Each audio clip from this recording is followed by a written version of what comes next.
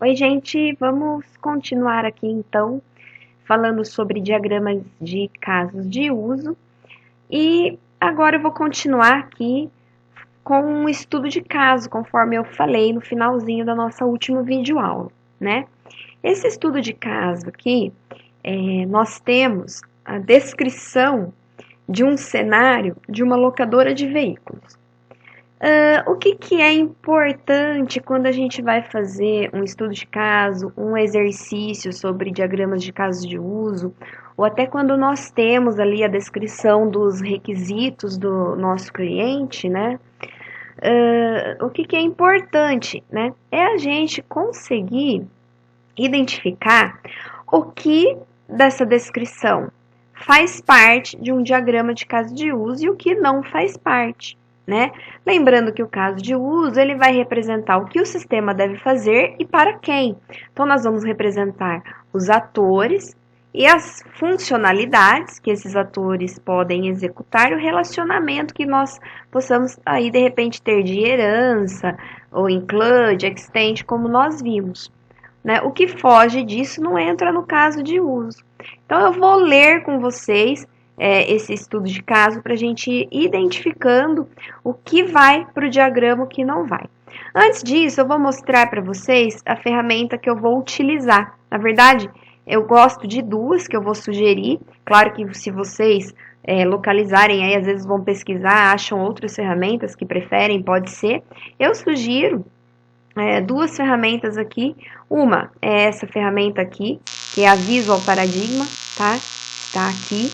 Se nós digitarmos lá no Google o nome da ferramenta, o Visual Paradigma, vocês já vão achar lá o site. Passo aqui para vocês verem. Vocês vão localizar lá o site. E no site do Visual Paradigma, vocês vão ter o link lá para fazer o download da versão Community, né? Que não tem todos os recursos liberados, mas ela é uma versão gratuita, tá certo? E a outra ferramenta que nós temos e que geralmente eu também sugiro é o Asta, que é essa outra ferramenta aqui. Eu depois mostro um pouquinho das duas para vocês, que é essa daqui, tá? Também digitando lá Asta, lá no Google, vocês vão achar já o link do site para baixar a versão gratuita, tá? Então, aqui se a gente colocar o Visual Paradigma Community, aqui, ó, vocês já vão, aqui, ó, do próprio site do Visual Paradigma, o link para fazer o download, tá certo? E se nós colocarmos aqui a mesma coisa em relação ao Asta, tá, ó, Asta Community, a gente também já tem aqui o site para fazer o download, ok, pessoal? Então, assim, são ferramentas bem comuns aí, tá? Para fazer diagramas de caso de uso, entre outros diagramas da UML e tudo mais, bem completas, tá? Principalmente aqui o Visual Paradigma. Mas a ferramenta para o diagrama de caso de uso, para mim, é o de menos. Eu poderia pedir até que vocês desenhassem esse caso de uso no papel, né? Então, às vezes, você está assistindo a videoaula e está sem o computador aí,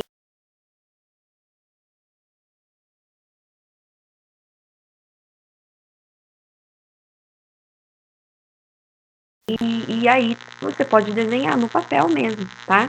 E nas empresas vocês vão ter as ferramentas, né, para utilizar.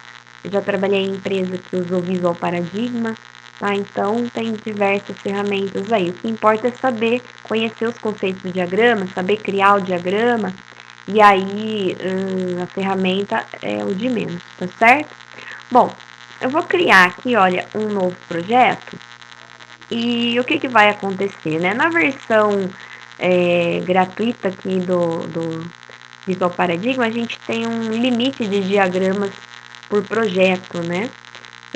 Então, eu vou chamar esse projeto aqui de quarentena, certo? O autor aqui do projeto, tá? Se você quiser, você pode pôr uma descrição do projeto, tá? Poderíamos colocar aqui o termo de abertura do projeto, poderíamos colocar aqui o próprio documento de requisitos, tá vendo que ele fornece aqui, ó, todos os recursos para a gente formatar essa documentação, tá? Então, a gente poderia, ao invés de fazer aquele documento de requisitos lá no Word, eu poderia até colocar ele aqui, tá? Então, a gente teria como deixar a documentação aqui junto com o diagrama, tá? Então, ele vai criar para mim o meu projeto aí branquinho, né? Ou seja, esse projeto aqui é a documentação, né? Os diagramas que a gente vai trabalhar aqui, tá? Bom, então eu venho aqui no meu Diagram Navigator, olha, tem inúmeros diagramas aqui, alguns deles nós vamos aprender também. Aqui são os diagramas da linguagem UML, né? Olha, para quem está fazendo a aula de banco de dados lá com a professora Elaine, aqui, olha, o diagrama entidade e relacionamento também dá para fazer usando aqui essa ferramenta, tá? Então, eu vou colocar aqui, ó, Use Case Diagram aqui, né? Olha, a gente pode clicar aqui, ó, para ele criar um novo diagrama de casos de uso, tá? Minha máquina está bem lenta aqui hoje, acho que algum processo está sobrecarregando ela aqui, mas enfim, vamos lá. Então, eu vou colocar aqui, olha, locadora de veículos, certo? E aí, a gente tem aqui ao lado, olha, vamos fazer o próprio estudo de caso por aqui, tá?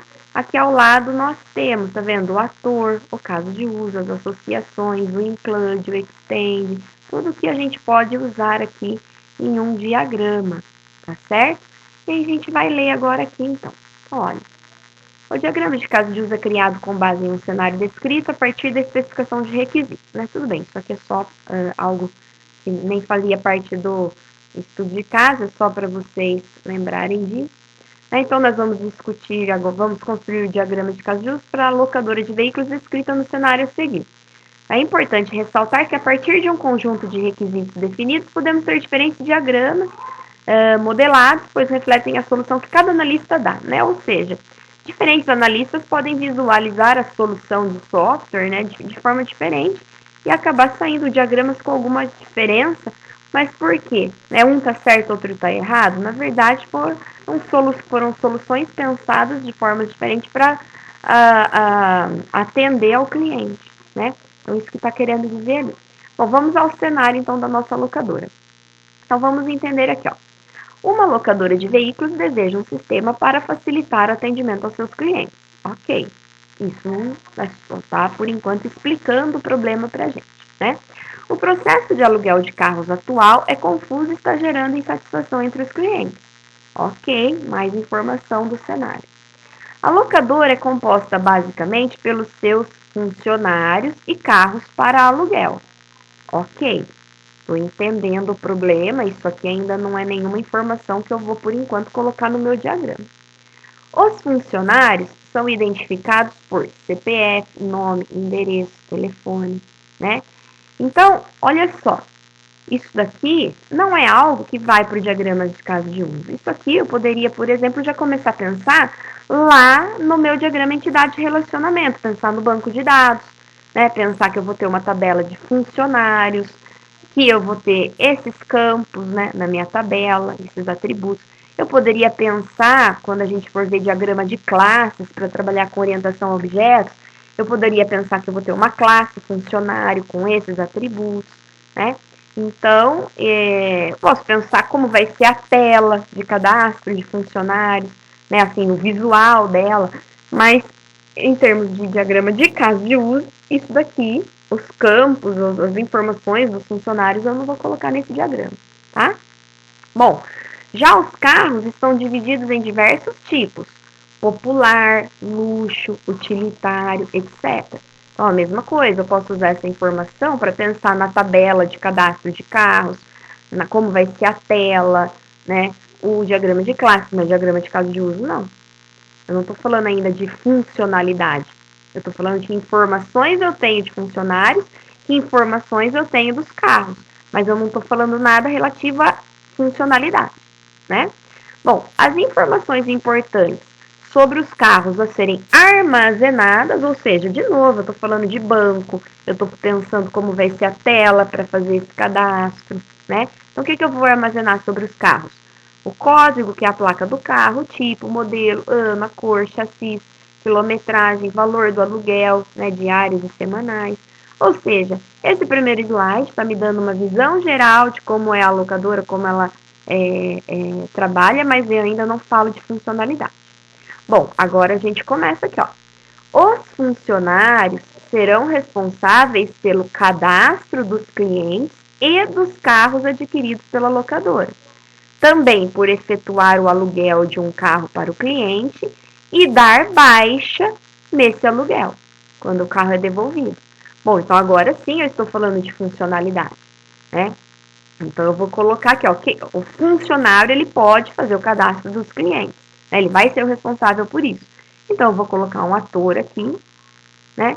Vamos supor que eu seja funcionária dessa locadora de veículos. Eu não posso vir aqui criar um ator escrito Simone, porque amanhã ou depois eu não trabalho mais lá e aí é Simone aqui no diagrama. Não, é o funcionário, o atendente, o nome do papel que esse ator aqui tem lá dentro da empresa e que vai ter no sistema, né? Então ele é um funcionário e aí eu vou colocar aqui, olha, o caso de uso e como nós vimos aqui, ó, cadastro dos clientes, né? Então eu vou colocar aqui, ó,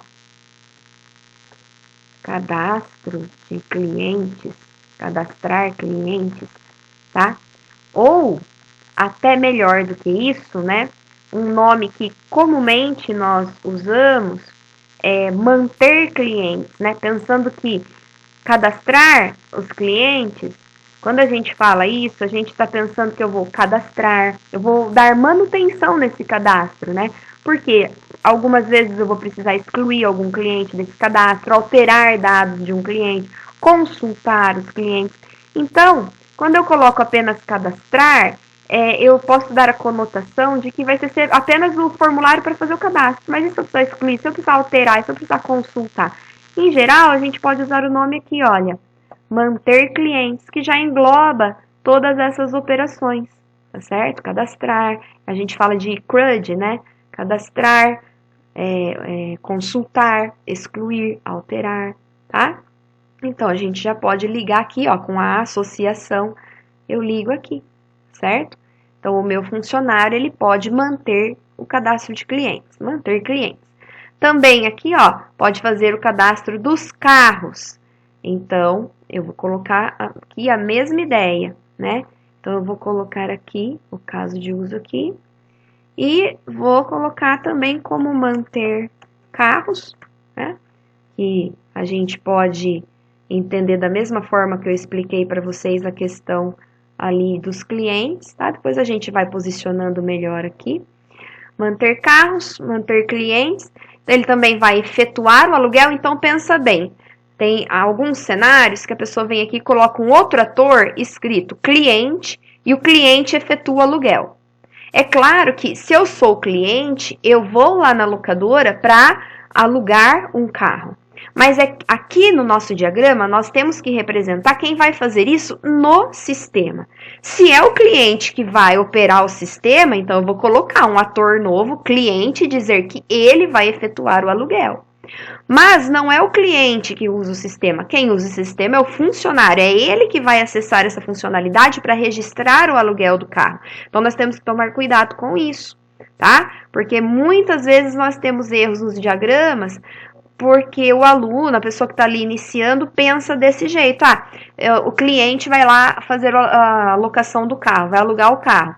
Aí eu venho aqui e ponho o ator cliente, alugar carro. Não, quem vai fazer isso no sistema, tá? Então, quem vai registrar esse aluguel lá no sistema é o funcionário. Então, eu vou colocar aqui, ó, registrar locação de carro. Tá? Ou registrar locação. Já é locadora de veículo, então claro que é de carro. Ou de veículo. Registrar locação, tá? Que é o efetuar aluguel. Vamos colocar efetuar aluguel, para ficar igualzinho no texto e não gerar dúvidas. Efetuar aluguel. Que também é uma operação que vai ser feita pelo funcionário. E a mesma coisa. Eu vou lá, eu sou cliente, eu estou indo lá devolver o carro, né? Não sou eu que vou entrar no sistema e dar baixa, que eu estou devolvendo o carro. Quem vai fazer isso é o funcionário, né? Que vai fazer isso lá no sistema. Então, novamente, eu vou colocar aqui, ó. Efetuar baixa, né? Registrar que o carro foi devolvido, tá? Posicionar mais bonitinho aqui, vou pôr uma para cá, uma para lá. Manter clientes, manter carros, efetuar baixa, efetuar aluguel, tá? E aí, né, eu poderia gastar um tempinho a mais aqui para a gente ficar posicionando bonitinho as linhas e tudo mais, tá? Mas daí cada um tem a sua forma que prefere, o jeito que prefere deixar as linhas, né? E aí também isso vai do estilo aí de cada um, projetar, programar, o jeito que vai organizar isso aqui, tá certo?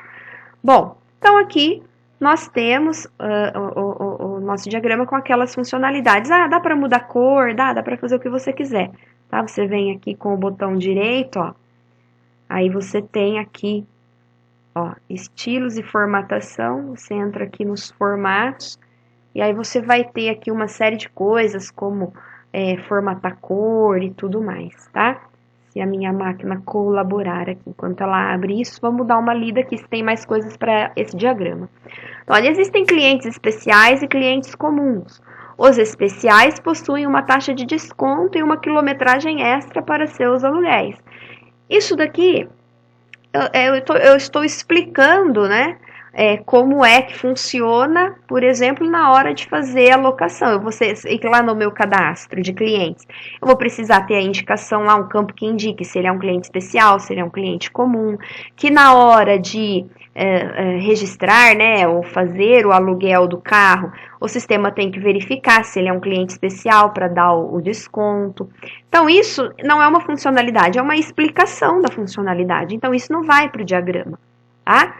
Qualquer cliente é identificado por RG, nome, CPF, telefone, endereço e cidade, que eu acho que até já estava aqui em cima em algum lugar. Isso, não, estava do funcionário, né? Agora é o do cliente. Dessa forma, o cliente poderá solicitar o aluguel de carros a um funcionário da locadora. Então, quer dizer, o descritivo terminou aqui. Esse diagrama é muito simples. Ele não tem include, ele não tem extend, ele não tem herança, né? Mas ele é bem básico justamente para que vocês entendam como a gente interpreta um cenário para colocar em um diagrama, tá? Logo aqui embaixo tem exatamente o que eu fui explicando para vocês, tá? Ó, as funcionalidades que nós identificamos e colocamos no diagrama. Então, essas funcionalidades estão explicadas aqui. E o mesmo diagrama que eu fiz, com a organização dos casos de uso aqui, né, posicionados de forma diferente, mas é o mesmo diagrama. Bom, voltando lá na ferramenta, né, então eu cliquei para vocês lá, e aí você pode aqui mudar a cor, fazer o que você quiser, tá? Então, a gente tem aqui como formatar esse diagrama aqui, olha, com as opções aqui, então, de formatação, de alinhamento, tá? Então, isso tudo aí, aos poucos, nós vamos explorando, tá bom? Bom, falando mais aqui, por exemplo, nós vimos a questão do caso de uso textual, tem uma videoaula que eu gravei para vocês falando sobre isso, né? Que a gente explica o passo a passo da funcionalidade, né? Que nós fizemos usando o editor de textos, né? O Word, no caso, né?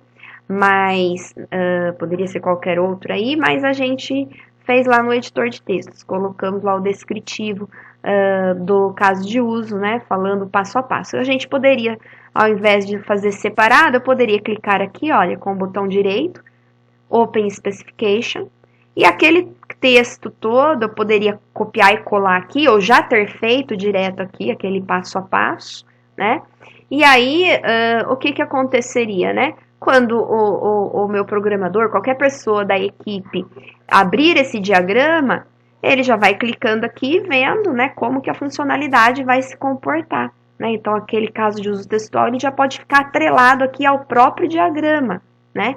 Então, isso também facilita bastante para a gente, né? Fica tudo centralizado, tá?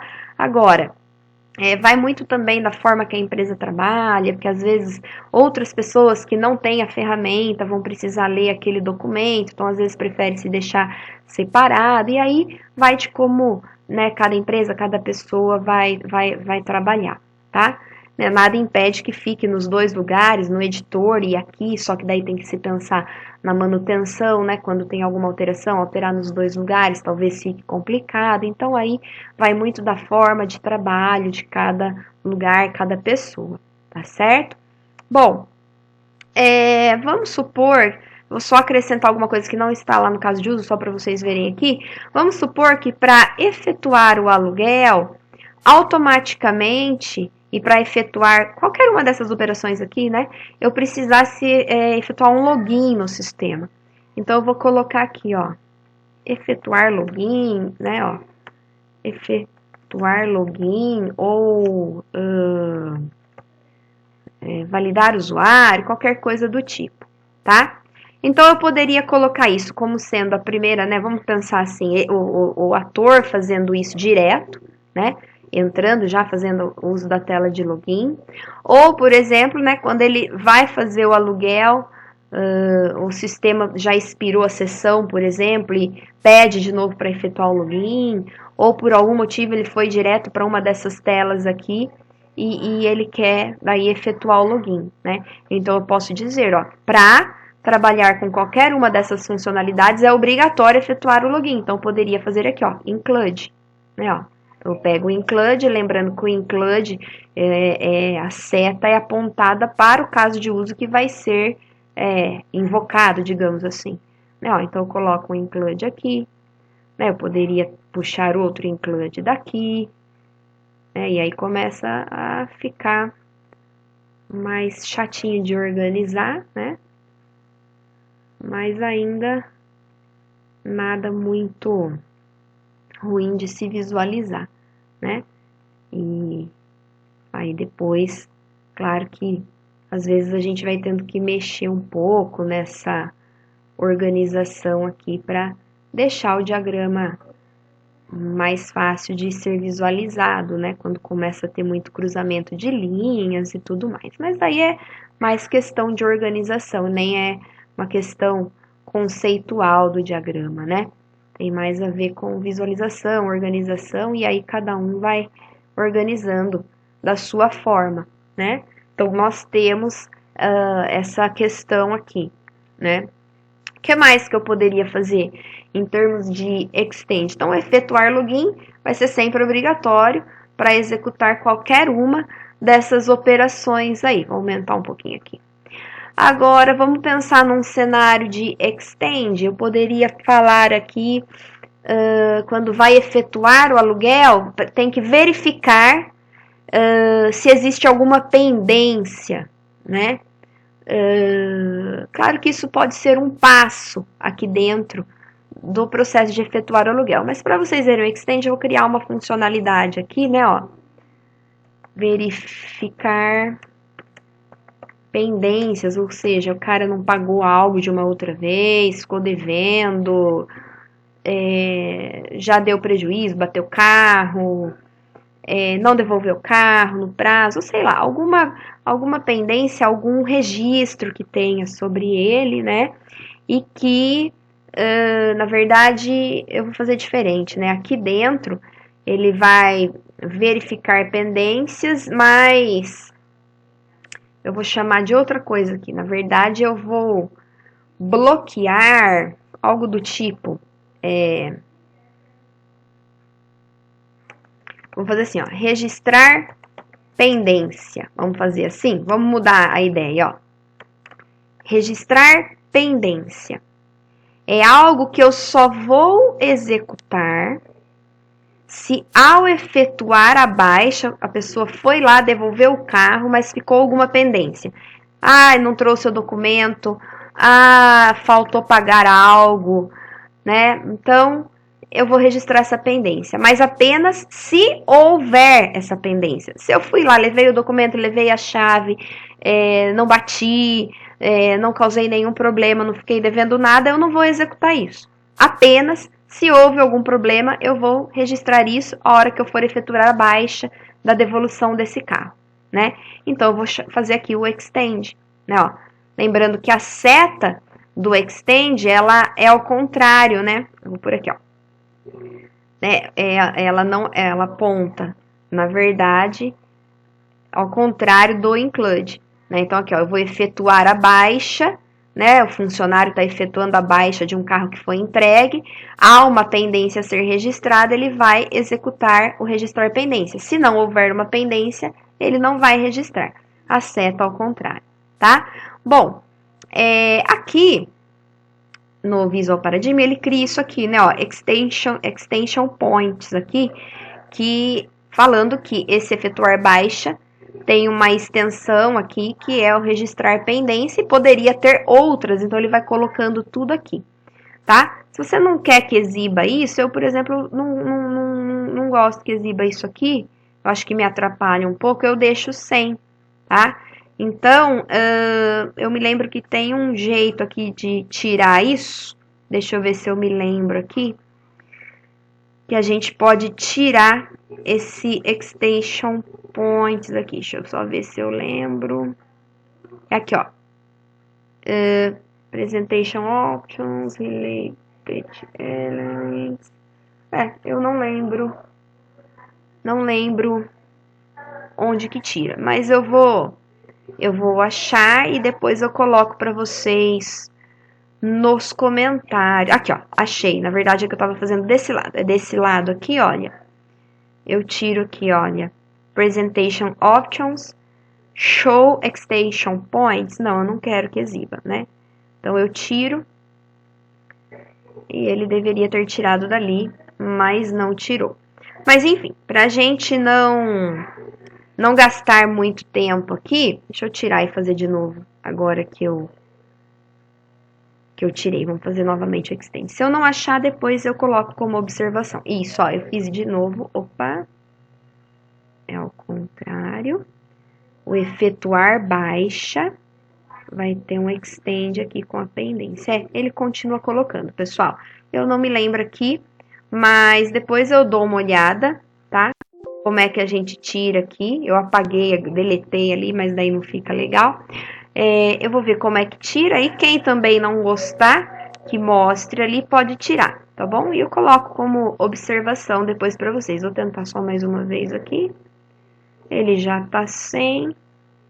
Deixa eu ver. Tá aqui, ó. Era do lado de lá mesmo. Pronto. Tá? Então, eu removo aqui, ó, Presentation Options. Show Extension Point aqui, tá? Então, é só retirar. Que bom que achamos, né? Então, tá aqui. Certo? Então, o nosso diagrama ficaria assim. Relembrando, então, o funcionário ele pode manter o cadastro de clientes, manter o cadastro de carros, efetuar o aluguel, né, do carro e efetuar a baixa. Tanto para manter carros, clientes, efetuar baixa e efetuar aluguel, obrigatoriamente ele tem que efetuar um login. E se ele for efetuar a baixa e o cliente está com alguma pendência relacionada ao aluguel desse carro ao entregá-lo, eu vou registrar uma pendência, senão eu não vou. Por isso extend, né? Que é algo que pode ou não ser executado. Ok, pessoal? Então, esse é o nosso estudo de caso.